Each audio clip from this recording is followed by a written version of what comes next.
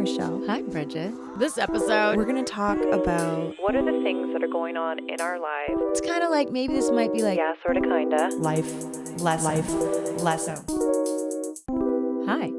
Hi. Hi, how are you? Hey, cheers. I'm Cheers good. to We got you. our coffees. Mm-hmm. Well, hey guys, I'm Bridget. I'm Marshelle. This is Yeah, Sorta, Kinda. Episode what? We're on episode 26. Yeah.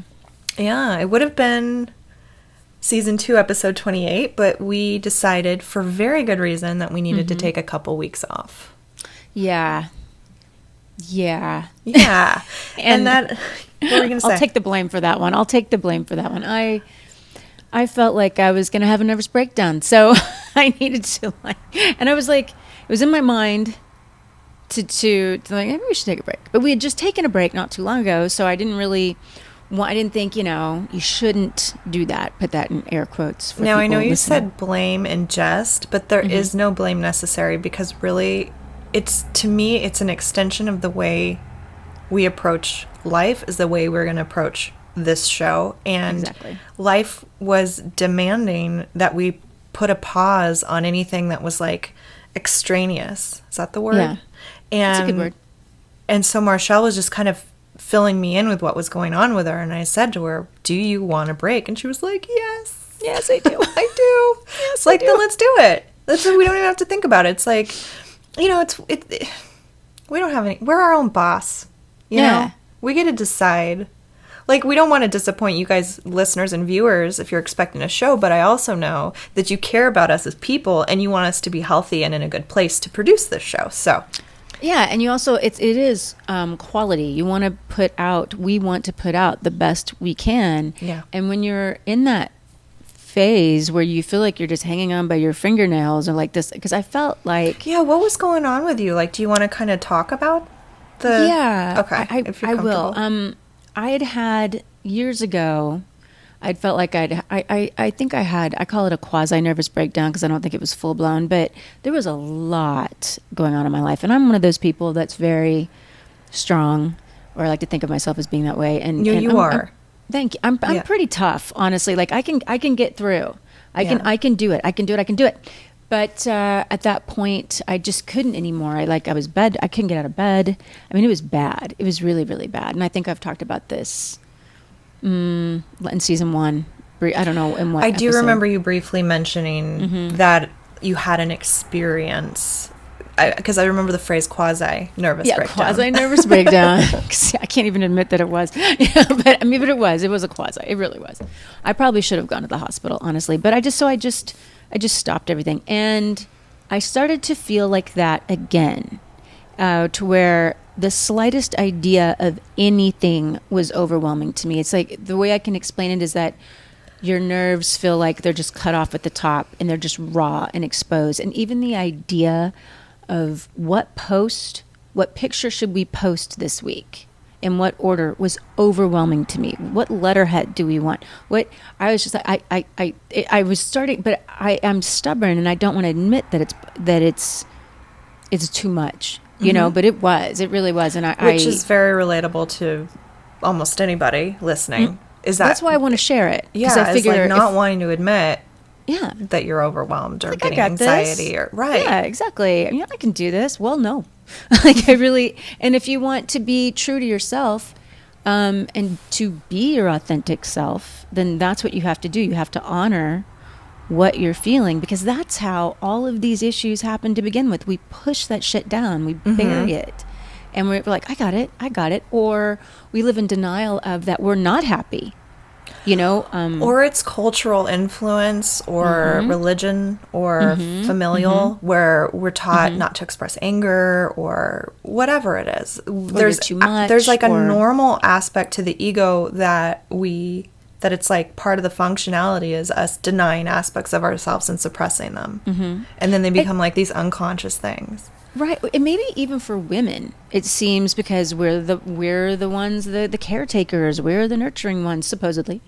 I'm not always that nurturing, but we're the ones that are supposed to look after the family if you have the family, or Whether or not, and let me just say this, whether or not you believe or buy into these gender roles, they are heavily influenced upon us, at least in our upbringing. And it's, it's 2020, and there's been a lot of conversation about gender roles up until now, but it still plays on us. It's still, our upbringing still plays on us. And so we were in some traditional environments, you and I. Exactly. The research I did too, that it is a very common thing for women, because also you don't want to shine. You don't want to, you're told to either we're too emotional, those cliches of the hysterical woman. Like the natural leadership is actually being told it's bitchy.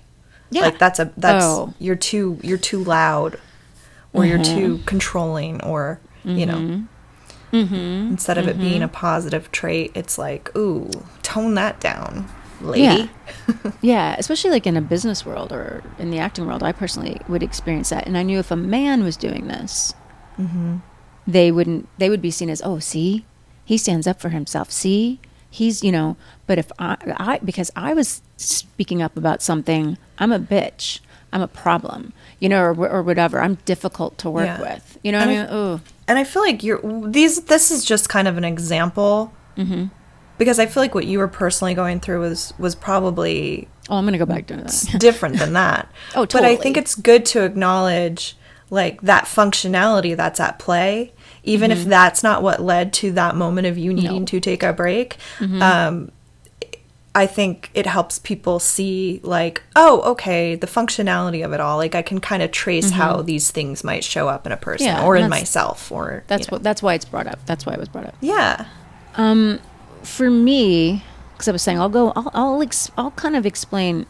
I was doing, I'd said a few episodes ago that I was working on raising my vibration. Do you know what I mean? And how I kind of made a joke about like, I'm always like, do I have any blocks? Do I have any blocks? Like questioning myself.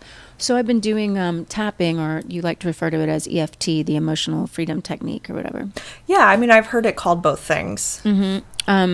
So what was it? There was something that was said as you're doing it, it's supposed to, like, you acknowledge the negative tendencies, perhaps, that the belief system that you've got going on, or that voice in your head, or that you don't even realize that you have. We've talked about that. And then you readdress it in a positive way. I no longer blah, blah, blah, blah, blah. I am this. That's what you do. And I started to, something triggered something in me where I'm like, whoa. I remembered something I was told as a child that I completely forgot about. And so that kind of started bubbling up to the surface. And I think that triggered a whole slew of having to grow a little more. Like it opened the floodgates a little bit. You know what word just keeps blaring in my brain is the word release.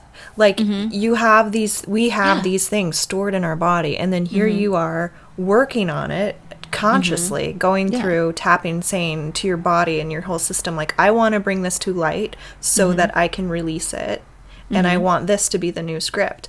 But in the midst of that, you were shedding to light things that you had, for lack of a better word, probably suppressed or just forgotten about. Like, it doesn't have to be as dramatic as I suppressed this. It could just be you forgot it was there. So then it makes sense to me that all this stuff would start to come up. I think that is exactly it. It's not even that it's something that was traumatic, even. Let's say if you're told as a child, oh, you need to settle down, or don't be so, whatever it is, that can set into you. Or this isn't what really started triggering things for me. Whoa, you're going to hear that. That was a really loud. Yeah, that was loud. I heard that. This might be important. Was that it's not logical. You need to be a doctor or a lawyer, which I did look into being a doctor, actually. They're like, when I was young, they're like, you need to do something practical because you can't make money as an actor or as a writer or whatever. Do you know what I mean? Like something artistic. Yes. I want to say something about what you led into that with. Something doesn't have to be traumatic in order for it to weigh very, very heavily on decisions that we make when we're young, that stay with us for years and years and years until we challenge them. Cue the cat feeder. It must be 9:00. Yep. So that's all I wanted to say, is just to validate for you. Like, it doesn't have to be traumatic for it to have a tremendous effect on you. Exactly. Or to suppress, this drive that maybe is on your heart that you should do something, be an actor, go into radio, or whatever it was that I had wanted to do at that time. Which is denying you. It's denying a passion of yours, something that brings you joy, something that gets you aligned with your purpose. Like, you feel That's those what I was going to things. say. Mm-hmm. Yeah. Yeah, and the purpose. So it's like you're trying to deny these things that you actually really want. Mm-hmm. Which is, probably a part of you. If it's something that's really on your heart that you're meant to do. Or it can be anything, but in my case, that was, for whatever reason, that really struck me. I don't know what that was, and it went down this whole road of it's not even important to get into, but I think that's where the emotional aspect hit me, of like, things started to become too much, because I think it bubbled it up, it came to the surface, and I had to deal with it. And it opened up the path to like all these other issues, perhaps, that were there that I didn't even realize. Mm-hmm. And you don't share away from dealing with issues. You don't shy away. Thank you. Mm-hmm. But I think what was happening is you had so much on your plate that you couldn't give it the attention it was demanding of you, and you were trying to do it all.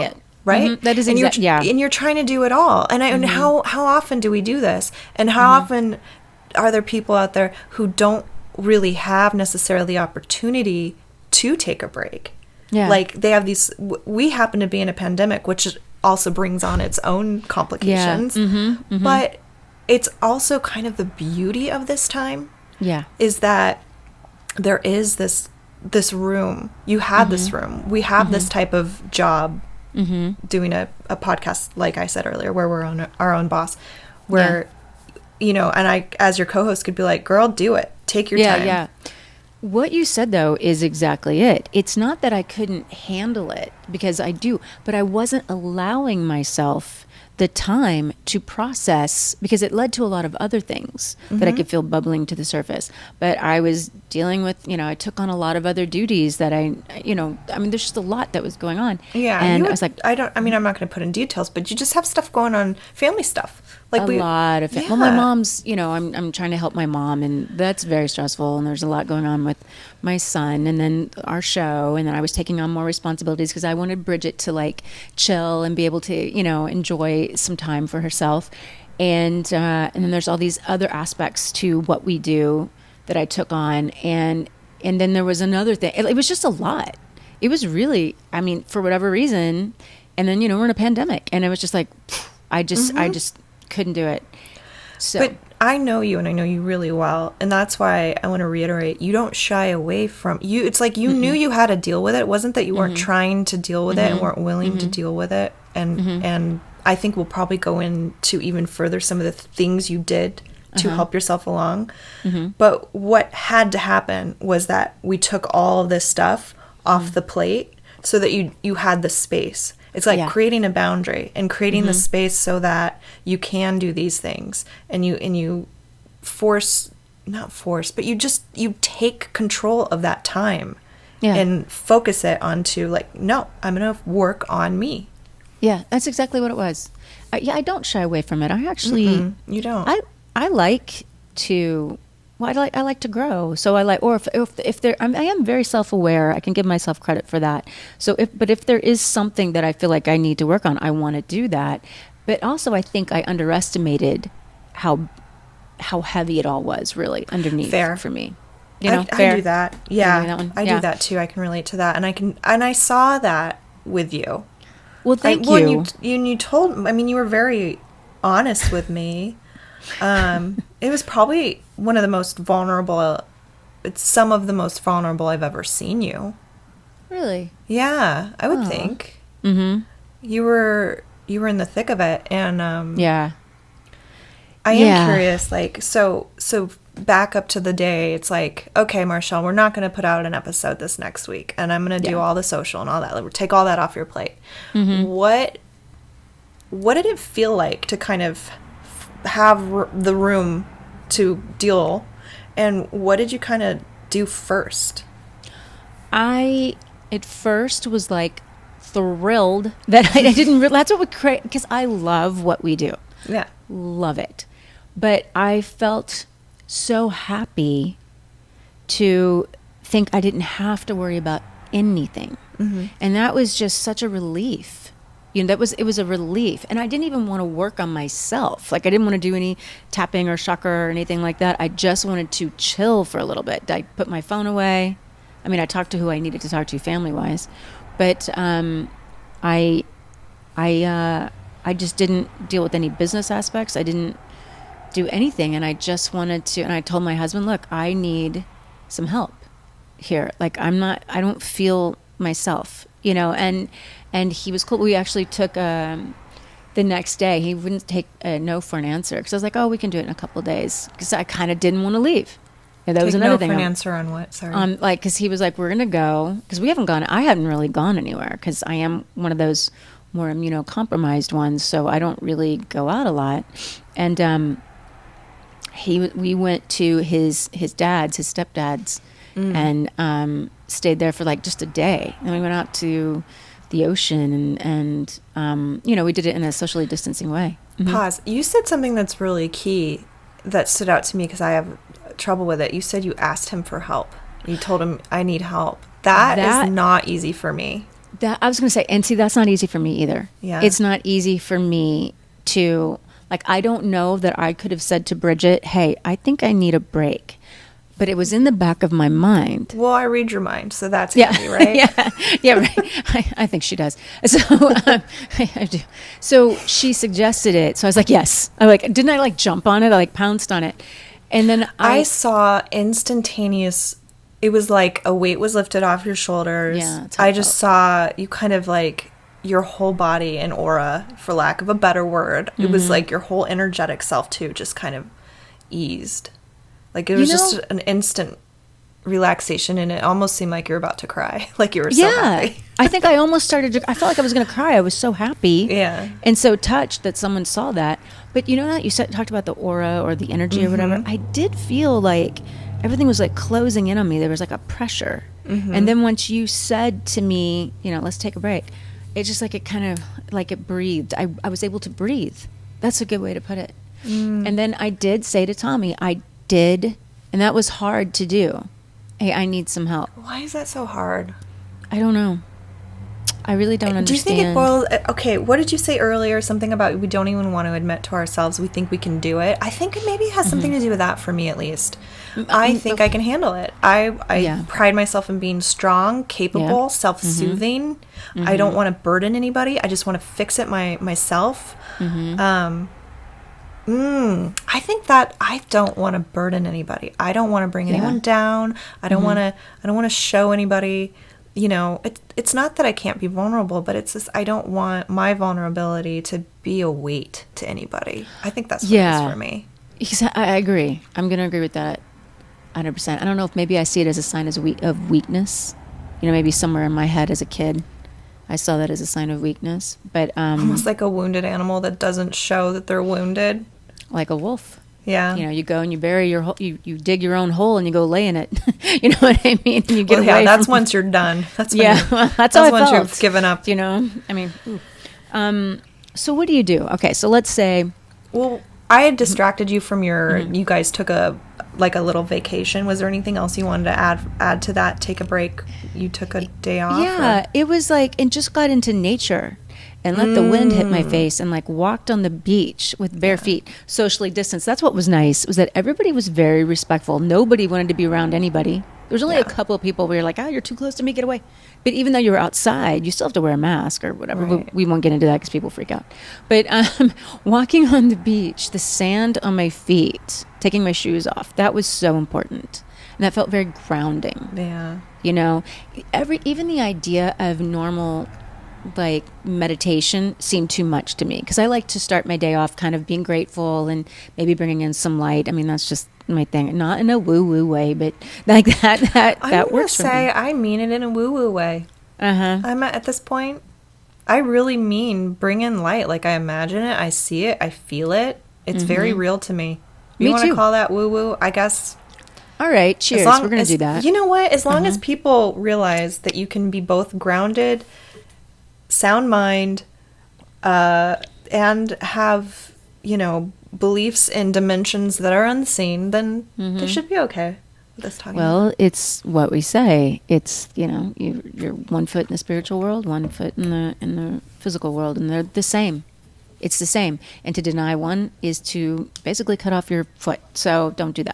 Don't do that. Don't cut off your feet, people. And that's the thing, though, too. If you ignore that there is something in you that you need to work on, because I have talked about this. I've always felt there's an inherent sense of sadness in me. I've always had that.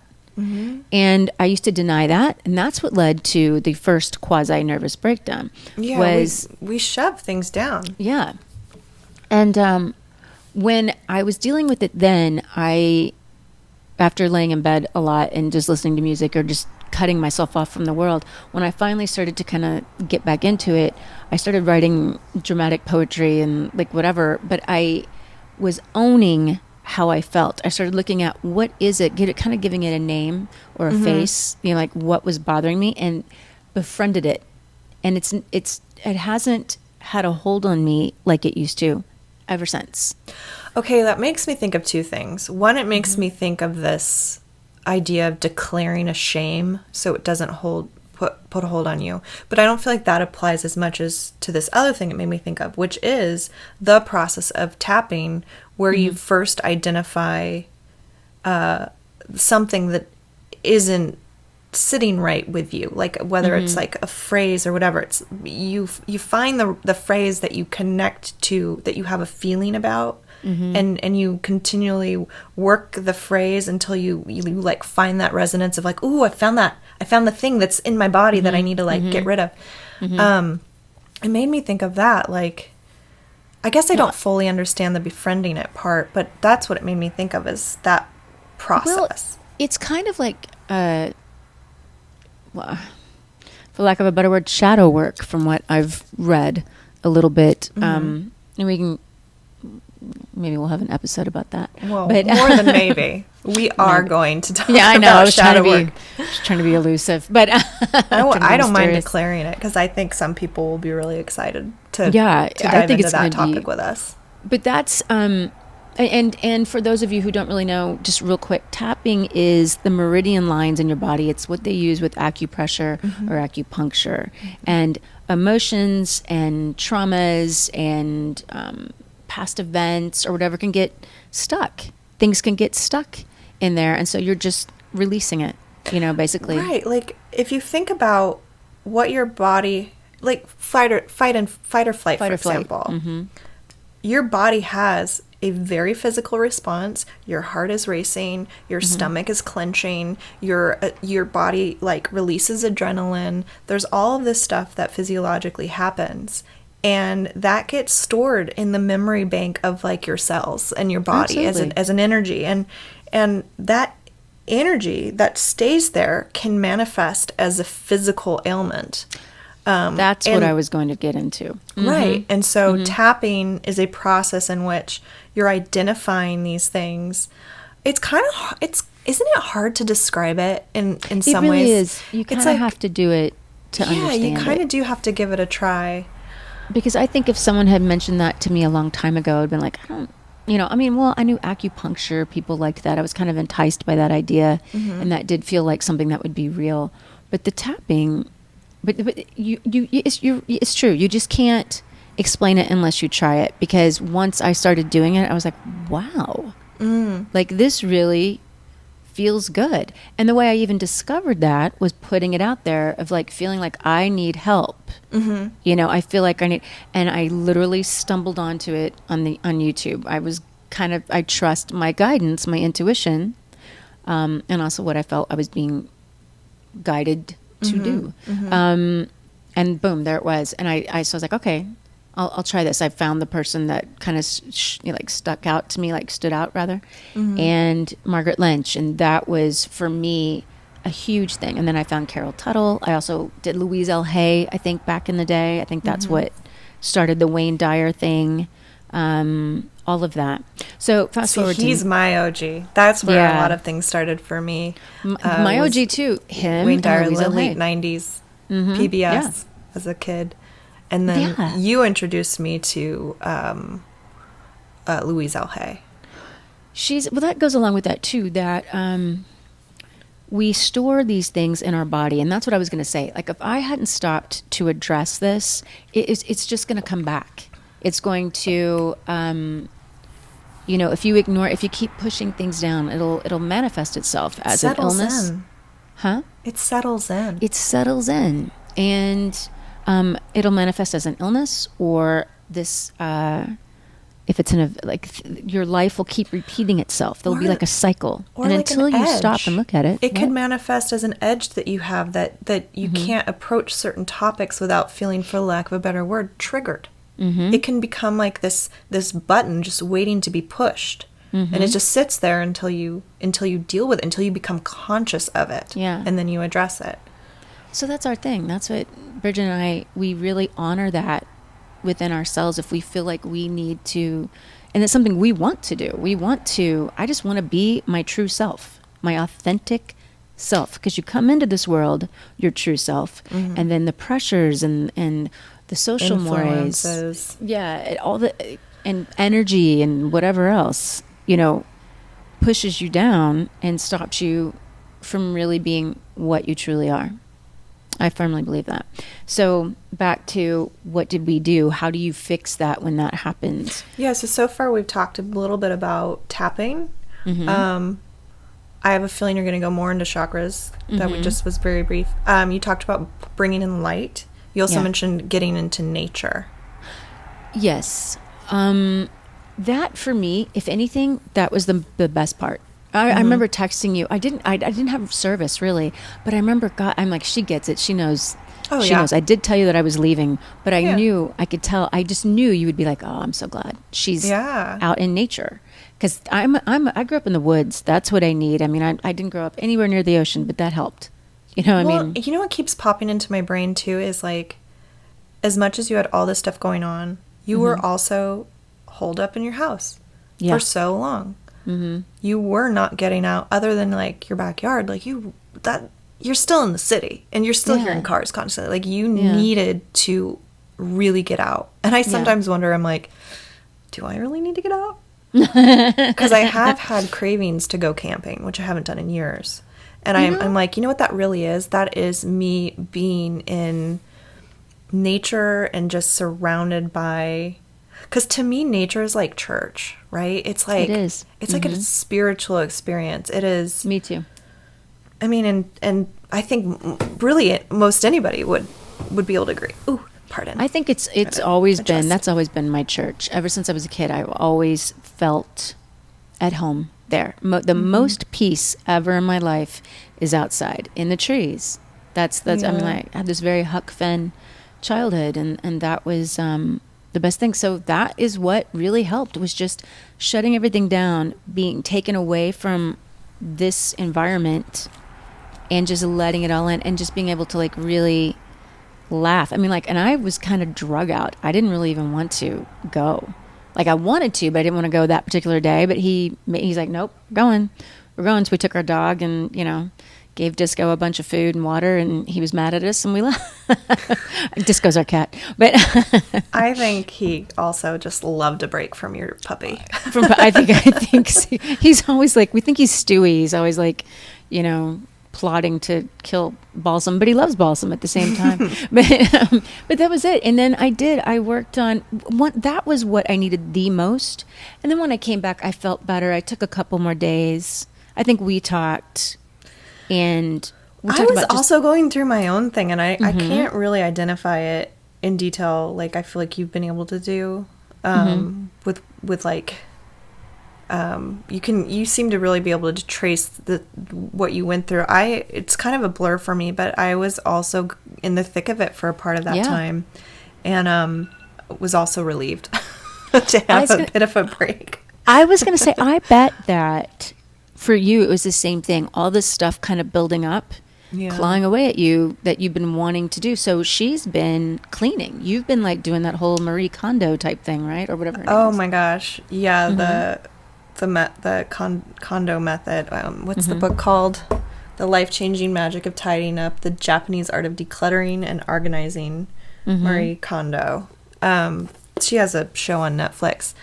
The thing is, it's been something I've been wanting to do for years, and I started, it was a Thursday a week and a half ago, so it'll be 2 weeks on Wednesday. And basically what I started to do is, well, first let me explain that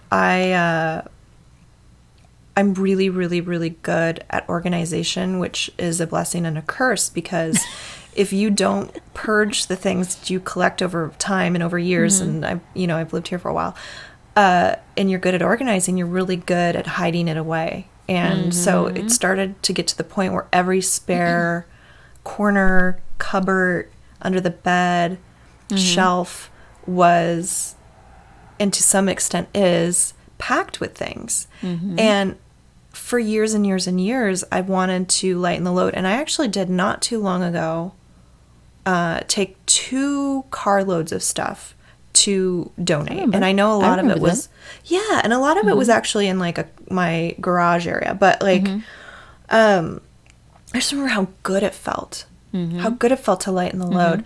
But what's distinct about her approach to decluttering, etc., is you're focusing on not what do I want to get rid of? What do I want to get rid of? It's what do I like? What brings me joy? What do I love having around me and in my home? So I've been thinking in terms of, okay, let's just say I'm going to start a new life. Why not? We're in a quarantine. Seems like the right time to say, let's start life over right now. At least mentally, right? Yeah. So I've just been saying, what do I want to bring with me into my new life? Almost as if I was going to move. And it's like, okay, well, I know I want to keep my couch and my, my dresser and my bed and this, that. So there's all the big things. But I'm actually going physically through every single item in my apartment. Every notebook, every picture, every sock, every cord, every thing in my apartment. And there is a lot. And so I have, my whole dining room is only get rid of stuff right now. And it's taken, a lot of discipline, but I'm so excited because I can see and feel what it's going to be like once all this stuff is out and I'm only surrounded by things I love. And it's like really exciting. But well, I started doing that, but not as big as you. But this is what I want to say about that is we both, I started reorganizing the She Shed studio here, and then a cabinet upstairs because Tommy's cooking now too. So, it's not just my kitchen anymore. And then gotta rearrange a few things there, and then a cupboard that I had, but. There's a whole thing I want to do to the house, but we both were saying at the same time without having said to the other, we realized it's an ongoing project. Because typically for me, I'm like, okay, I got to do this. I can't do this other thing until I finish this. But it was a big paradigm shift for me, or it was easier on the heart, and I think you would say the same, to realize, oh, okay, I don't have to finish this all at once. I can do this little bit here. I can do this little bit here. But you do it, and you're slowly going to, make it better. I think the way I'm breaking it up is going to be more based off of her recommendation. It's like you approach things with you do all the clothes, and then you do all the, honestly, what's the order? It's clothes, and then books, and then paper, and then sentimental items, or there's a paper, I think, is a kind of a category that encompasses everything. And she says many times, don't alter it to fit you. However, what am I doing? I'm altering it to fit me. Didn't you alter it though? Yeah. And the reason why is because I've always started with clothes, and I've never gotten very far. And this was before I ever even heard of her as well. But I've also then tried it again since hearing her. And for whatever reason, clothes is more of my sentimental thing. I love expressing myself through clothes. I love costumes. Like, clothing is something that is an extension of personality. It's just not as easy for me to start there. So I will be doing that, but I almost feel like I need the room in my home to even go to that side of the project. So I think what I'm going to do is, I'm going to make it up as I go along. And then once I'm done doing my version of it, I'm going to start with her version and go through with her version. That's impressive. I'm kind of doing your version. I'm just like starting, and then the clothes are going to be the last thing for me because my closet is frightening. But clothes, I love clothes. So I mean, I admit it. So I mean, it's hard to. Yeah, that's a hard one. But I do love the idea of opening my closet and only having things I love in there. I love that idea. I think that's exciting. And it seems like, wow, getting dressed would be a lot easier. So that's in a nutshell, that's what we've been up to. That's what we've been up to. And I worked on chakras. That would finish it. Like, that would, because that just realigns everything, So I would, If you... I think for you and I, tuning into our body and feeling what's happening energetically is second nature to us. And I think some of that is just who we are, and some of it is because we're actors and we've worked at it. I imagine for some people, it's probably like, what are they talking about? Is this what it feels like? I'm not really sure if I know what it feels like. But I guess, one example I like this isn't exactly it, but I think this kind of encompasses... If you think of excitement and nervousness, what that feels like in the body, it's actually the same sensation. The difference is the conversation going on about it. But it happens in the same chakra. And the power chakra. Are you talking about the third? Yeah. Yeah. It excitement and nerves happens in that same spot in the body. So if you think about that, or if you think of love, like... I haven't had a physical human contact in a really long time, but I'll snuggle with my cat and I feel the love between us in the heart chakra. Or right now, I'm actually quite aware there's tension in my throat chakra, and it's somewhat affecting the way I'm expressing myself. My voice feels slightly pinched, stuff like that. Or like, if you're feeling like sexually charged, we all know where that happens. Like, some of the things that we think of as exclusively physical are also happening in our energetic body at the same time, and that you can start to, if you pay attention, start to notice some of the subtle differences between what's just like a physical thing and what's an energetic thing happening in your body. So yeah, I'll just want to say a little bit on that, just because I realize not everybody can tune into that so easily. Like, it's kind of something you might have to work at a little bit, but it's there. It's worth it. It's you real. Really will. I mean, I grew up in the Midwest. You know what I mean? With that duality there of whatever. You know what? Because I don't know if I know what you mean. What is it? What is it about the Midwest? It's just very practical. Do you know? I mean, even though I grew up in Oklahoma, which had more of a mysticism in the Indian, Native American rather, territory, you still, though, it's not it just, that's where the woo-woo expression comes from for me, a little bit. Like, my father is always like, that's so LA. You're so Hollywood. No, Dad. I mean, like, that's why, your chest is bothering you because you're like, open, like, open it up. Like, it just makes you feel better. If what I'm getting at is, I really did go to it. I had to, because I had a lot of things going on in my life, and I finally there was no other place to go, no other place to turn, rather. And I don't know, it just made sense to me, and it really does work. That's what I'm saying. So, like, even if like this doesn't make sense to you, if you just try it, I guarantee you're gonna be like, whoa, that this feels different. This really, I do feel better, or something will bubble up, because it's all these things that we repress that will cause a mental breakdown, that will cause you to have a drinking problem, that will cause you to either close yourself off from people or become a sex addict or, or an addict of a number of things. An addict Netflix addict. Yeah. So there you go. There you go. That's what we got to say. So I think that's it for this episode. I think it is that is it. Mm-hmm. Next episode 27, we're going to do, it's going to be about shadow work. Yep. So this, I feel like, sets the stage for that a little bit. So, we're excited to dive into that little number. So, subscribe, download. Yeah, subscribe to this podcast. podcasts. Subscribe to us on YouTube as well, please. If you're already watching these videos and you haven't subscribed yet, pretty please just take a second to hit that subscribe button. Check out our new About Us section on yeahsortakinda.com.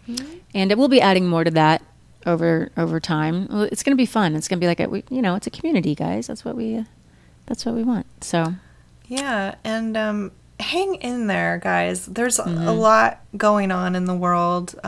Some important people have passed, earthquakes, wildfires, friends and family, under pestilence, threat of fire. Like, it's a lot. And I think that the biggest takeaway I have, if I could just offer one little piece of advice, is give yourself time to focus on what you're grateful for, even in the midst of chaos. Taking the time to be appreciative of what you do have, even if it's the simplest thing, like I love my coffee mug. As simple as that. It can be as simple as that. It really helps create peace for you. Grateful that you have a bed to sleep on, that you have, a roof over your head. As simple as that. Start there. And it really does make a difference. Yeah. Okay. Right. That feels good. All right, later. Marshelle, I love you. Love you guys. Love you too. We will see you in a week. Next week. Okay. Bye. Bye.